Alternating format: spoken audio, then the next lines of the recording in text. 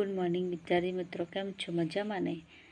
આજે આપણે ધોરણ 6નું વિજ્ઞાન અને ટેકનોલોજી ચેપ્ટર નંબર 9નું આપણે અગાઉ ચર્ચા કરી હતી ગયા લેક્ચરની અંદર. એની અંદર અનુકૂલન દરિયાઈ વનસ્પતિ, જંગલના વિસ્તારના, પર્વતીય વિસ્તારના જે સજીવો છે, રણ વિસ્તારના સજીવો છે, એ કઈ રીતે અનુકૂલન સાંધે એના વિશે આપણે અગાઉ ચર્ચા કરી છે. ત્યાર પછી અત્યારે આપણે સજીવોની લાક્ષણિકતા વિશે અભ્યાસ કરીએ. સજીવોની લાક્ષણિકતા છે આપણે વિવિધ વિસ્તારોમાંના લીધે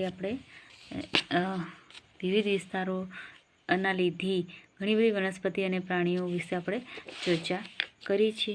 ત્યારબાદ આપણે વિવિધ વિસ્તારોમાં જોવા મળતી વસ્તુઓ, વનસ્પતિઓ અને પ્રાણીઓની યાદી થોડી વારમાં આપણે એકઠી કરીને આ યાદીમાં રહેલા ઉદાહરણો કેટલા સજીવ છે એ વિચારી શકીએ છીએ. જંગલમાંથી મળતા આવતા ઉદાહરણો આપણે વૃક્ષો, વેલાઓ, નાના મોટા પ્રાણીઓ અને પક્ષીઓ, સાપ, જંતુઓ, ખડકો, માટી, હવા, પાણી, સૂકા પાંદડા, મૃત પ્રાણીઓ, બિલાડીના ટોપ, આ શેવાળ, જંગલમાં રહેલી વનસ્પતિઓના થોડાક ઉદાહરણો. આમાંથી કેટલા સજીવ છે ને એ આપણે નક્કી કરવાનું છે.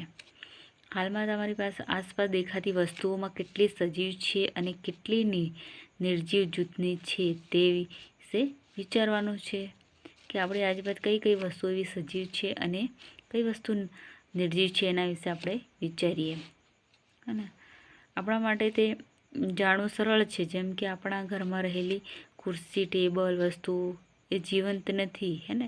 એડવર્ડ લિનર દ્વારા લખાયેલી કવિતા તદ્દન મૂર્ખતાને પહેલી વાંચી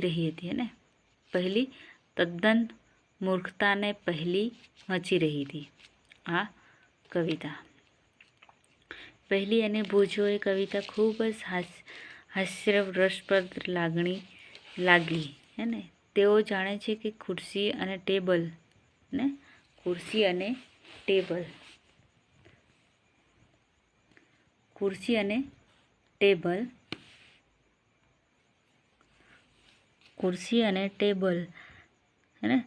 કે એ જીવંત નથી. તે વાત કરી શકે, ચાલી શકે અથવા સામાન્ય રીતે આપણા સામનો કરતા નથી, હે ને.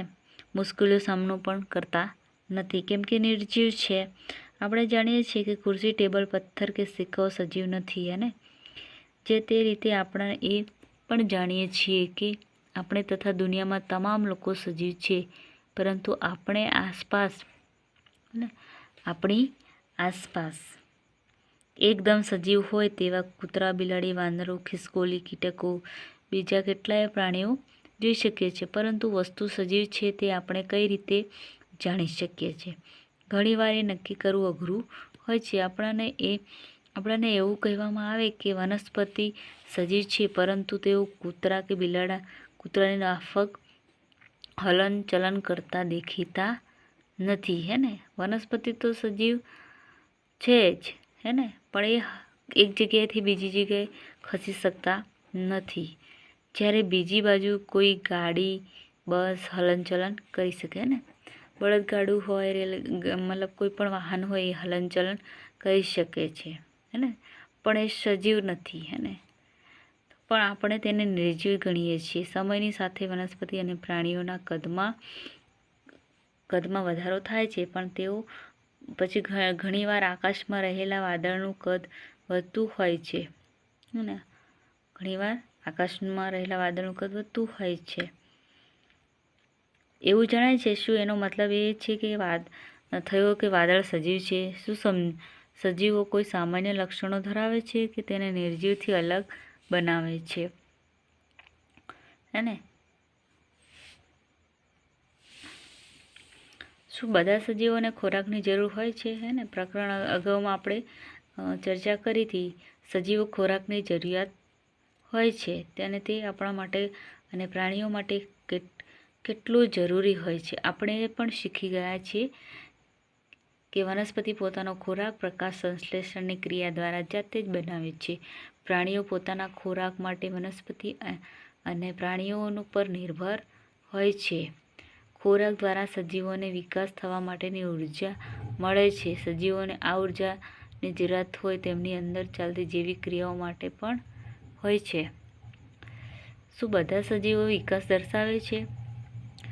હે ને? શું 4 વર્ષ પહેલાં તમારી પાસે જે કપડાં હતા તે તમે હજુ પણ ફિટિંગમાં આવે છે? હે ને? એટલે સમય અનુસાર આપણામાં પરિવર્તન મતલબ ફેરફાર થતા રહે છે. હે ને? કંઈ ને કંઈ આપણાને પરિવર્તન ચેન્જ થતું હોય છે. અને દરેક સમયે થતો હોય છે કે થોડા વર્ષો સુધી તમે પુખ્ત બની જાઓ છો. પ્રાણીઓ બચ્ચા પણ પુખ્ત બને છે. હે ને? એવું કોઈ સજીવ એવું નથી કે સમય જતાં એવું ને એવું જ રહે. એમ અમુક સમય પર એનામાં પરિવર્તન જોવા મળે છે. મરઘીનું બચ્ચું હોય એ પણ ઈંડું મૂકે છે, પછી ત્યાર પછી એ પીલું બને છે અને પછી મરઘી બને છે. તો આ પણ પરિવર્તન થાય છે. હે ને? સજીવોમાં વૃદ્ધિ અને વિકાસ થતો હોય છે. વનસ્પતિ પણ વિકાસ થાય છે. હે ને? એટલું પ્રાણીઓમાં ચેન્જ થાય એવું નથી, વનસ્પતિમાં પણ વિકાસ થાય છે. આજુબાજુના ચોક્કસ પ્રકારનું વનસ્પતિનું અવલોકન આપણે કરવાનું. ખૂબ નાની અને બાળ છોડ જેવી છે, જ્યારે કેટલીક વિકસિત છે. તેઓ દરેક વિકાસની વિવિધ તબક્કામાં હોઈ શકે છે. વનસ્પતિ થોડા દિવસ અઠવાડિયા બાદ જોવું. હે ને? એટલે આપણે અમુક વાર આપણે છોડ રોપીએ છીએ ત્યારે થોડા દિવસ આપણે એને મૂકી રાખવાનું છે. ત્યાર પછી આપણને ખબર પડે છે કે પાછું ફરી એને જોવાનો છે, તો એ થોડો આપણાને મોટો થયેલો દેખાશે અઠવાડિયા પછી જોઈએ ને ત્યારે. હે ને? એટલે કે વૃદ્ધિ અને વિકાસ થતો રહે છે. શું દરેક સજીવ શ્વસન કરે છે? હા. શું આપણે શ્વાસ લીધા વગર જીવી શકીએ છીએ? ના, આપણે ક્યારેય શ્વાસ લીધા વગર જીવી શકતા નથી. અને જ્યારે આપણે શ્વાસ લઈએ છીએ ત્યારે બહારની હવા શરીરની અંદર દાખલ થાય છે. ત્યારે આપણા શરીરની અંદરની હવા બહાર નીકળી જાય છે. શ્વાસોશ્વાસ એ શ્વસન ક્રિયાનો એક ભાગ છે. શ્વસનમાં આપણે શ્વાસ લીધેલા હવાના થોડાક ઓક્સિજનનો ઉપયોગ આપણું શરીર કરે છે. આ પ્રક્રિયા ઉત્પન્ન થયેલા કાર્બન ડાયોક્સાઇડ આપણાને બહાર કાઢીએ છીએ. ગાય, ભેંસ, કૂતરા, બિલાડી, હે ને? શ્વસનની બધામાં આ શ્વસનની પ્રક્રિયા થાય જ છે. દરેક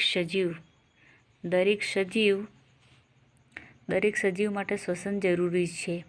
લીધેલા ખોરાકમાંથી અંતે શ્વસનને લીધે જ ઉર્જા મળે છે. વાત વિનિમયની પ્રક્રિયા થાય છે કે જે શ્વસનનો એક ભાગ છે. તેની પદ્ધતિ આપણે કેટલાક પ્રાણીઓમાં જુદી જુદી હોઈ શકે છે. અળસિયામાં ત્વચા દ્વારા શ્વસન કરે છે. હે ને? માછલીમાં ચૂઈ દ્વારા શ્વસન કરે છે. પ્રાણીઓમાં ઓગળેલા ઓક્સિજનનો ઉપયોગ કરે છે. પાણીમાં ઓગળેલા હવાના ઓક્સિજનનું શોષણ ચૂઈ દ્વારા થાય છે. માછલીમાં. શું વનસ્પતિઓ પણ શ્વસન કરે છે? હા. વનસ્પતિમાં સામાન્ય રીતે પર્ણો દ્વારા વાત વિનિમય થાય છે. પર્ણમાં રહેલા સૂક્ષ્મ છિદ્રો દ્વારા હવા અંદર લે છે અને ઓક્સિજનનો ઉપયોગ કરે છે. તેઓ હવામાં કાર્બન ડાયોક્સાઇડ બહાર કાઢે છે. હે ને? અગાઉ આપણે ભણી ગયા છીએ કે પ્રકાશ સંશ્લેષણની ક્રિયા સૂર્યપ્રકાશની હાજરીમાં વનસ્પતિ હવામાં કાર્બન ડાયોક્સાઇડનો ઉપયોગ કરી અને તેને ખોરાક બનાવે છે અને ઓક્સિજન બહાર કાઢે છે. વનસ્પતિ તેમનો ખોરાક ફક્ત 2 દિવસમાં જ તૈયાર કરે છે, જ્યારે તેમ ફક્ત દિવસના સમયે જ બનાવે છે, જ્યારે તેમના દિવસ-રાત શ્વસન થાય છે. હે ને? ખોરાક દિવસે બનાવે છે અને શ્વસન રાત દિવસ થાય છે.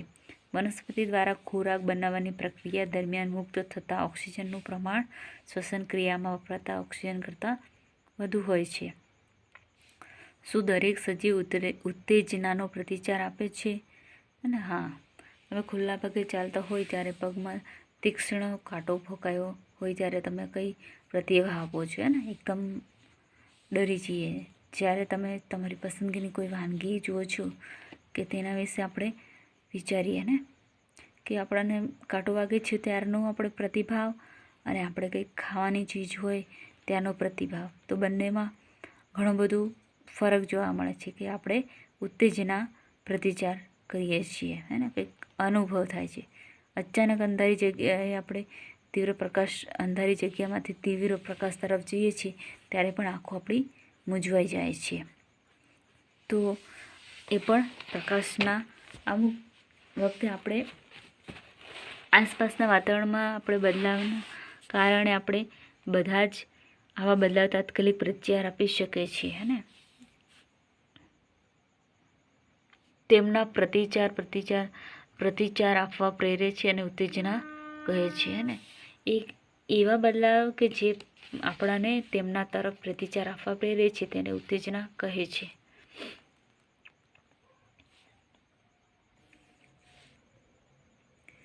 દરેક સજીવ તેની આસપાસમાં ના ફેરફાર તરફ પ્રતિભાવ આપે છે. સજીવો અને ઉત્સર્જન. બધા સજીવોમાં ખોરાક લે છે અને ખાવામાં આવતો બધો જ ખોરાક હકીકતમાં વપરાતો નથી, પણ શરીર દ્વારા તેનો કેટલોક જથ્થો વાપરવામાં આવે છે. તો વધેલા ખોરાકનું શું થાય છે? અને તે નકામા કચરા તરીકે શરીરમાંથી દૂર થવો જોઈએ. બીજી કેટલીક જૈવિક પ્રક્રિયા દરમિયાન પણ આપણો શરીર કચરો ઉત્પન્ન થાય છે. સજીવો દ્વારા કચરાનો ત્યાગ કરવાની આ પ્રક્રિયા ઉત્સર્જન તરીકે ઓળખાય છે. શું વનસ્પતિ પણ ઉત્સર્જન કરે છે? હા, તેઓ પણ ઉત્સર્જન કરે છે. જો કે વનસ્પતિમાં આ પદ્ધતિ થોડીક અલગ હોય છે. વનસ્પતિમાં પણ કેટલાક નુકસાનકારક ઝેરી દ્રવ્યો કચરા તરીકે ઉત્પન્ન થાય છે. કેટલીક વનસ્પતિઓમાં આ નકામા કચરાનો સંગ્રહ વનસ્પતિના એક ભાગ તરીકે વનસ્પતિને નુકસાન ન થાય તે રીતે શક્ય બને છે. કેટલીક વનસ્પતિઓ સ્રાવ સ્વરૂપે નકામા કચરાને દૂર કરે છે. તમામ સજીવોમાં સામાન્ય રીતે જોવા મળતું એક લક્ષણ ઉત્સર્જન છે. ને ઉત્સર્જન લાક્ષણિકતાની અંદર કે બધા સજીવોમાં એક સમાન લક્ષણ છે જે ઉત્સર્જન છે. હે ને બીજ ઉત્પન્ન કરે છે અને અંકુરિત થઈ નવા છોડમાં વિકસિત થાય છે. કેટલીક વનસ્પતિઓ બીજ સિવાયના ભાગમાંથી પણ ફરી ઉત્પન્ન થઈ શકે છે, જેમાં કે પરાગકુંરણ સાથેનું બટાકું નવા છોડ ઉત્પન્ન કરી શકે છે. આપણે ઘણીવાર જોઈએ છીએ બટાકાના અંદર. હે પછી ગુલાબના છોડ કલમ કરીને આપણે એને માટીમાં દબાવી દઈએ તો નિયમિતપણે પાણી આપીએ તો થોડા દિવસોમાં એ પણ નવું ચોંટી જશે. અને એ આપણે કરીએ છીએ આ વસ્તુ.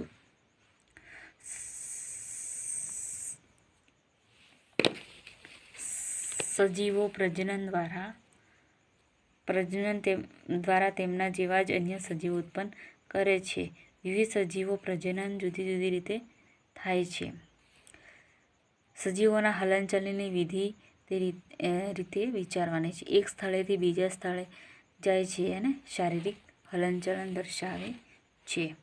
વનસ્પતિ માટે આપણે અગાઉ વિચારીએ કે વનસ્પતિ એક જગ્યાએથી બીજી જગ્યાએ ખસી શકતી નથી. સજીવ તો છે પણ એ એકબીજાથી જગ્યા ખસી શકતી નથી, સ્થળાંતર કરી શકતી નથી.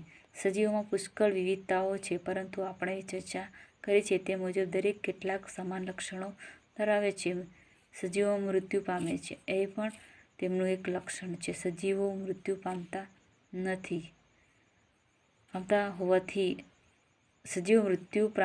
હોવાથી તેમના જેવા જ સજીવ ઉત્પન્ન દ્વારા તેઓ પોતાની જાતિને હજારો વર્ષ સુધી ટકાવી રાખે છે. અને કોઈ એક સજીવ ક્યારેય અન્ય કોઈ સજીવ ઉત્પન્ન કર્યા વગર પણ મૃત્યુ પામી શકે છે.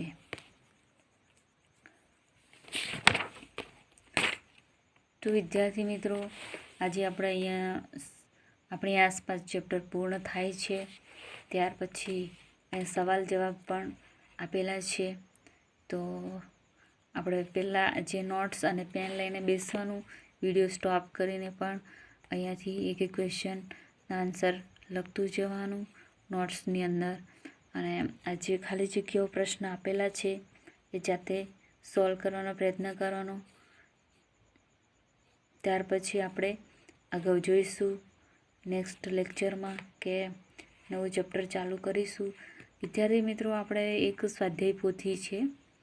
સ્વાધ્યાય પોથી અહીં આવે છે તો એ આપણે વસાવી લેવાની છે સ્વાધ્યાય પોથી. તો દરેક એની અંદર સવાલ જવાબો આવેલા હોય છે. તો આપણે આ સ્વાધ્યાય પોથી પણ જોડે જોડે કરવાની છે. તો તમે આ સ્વાધ્યાય પોથી વસાવી લેજો. ના હોય તો નોટ્સમાં પણ સવાલ પ્રશ્નના આન્સર લખતા જવાનું છે જોડે જોડે. Okay, thank you, bye bye.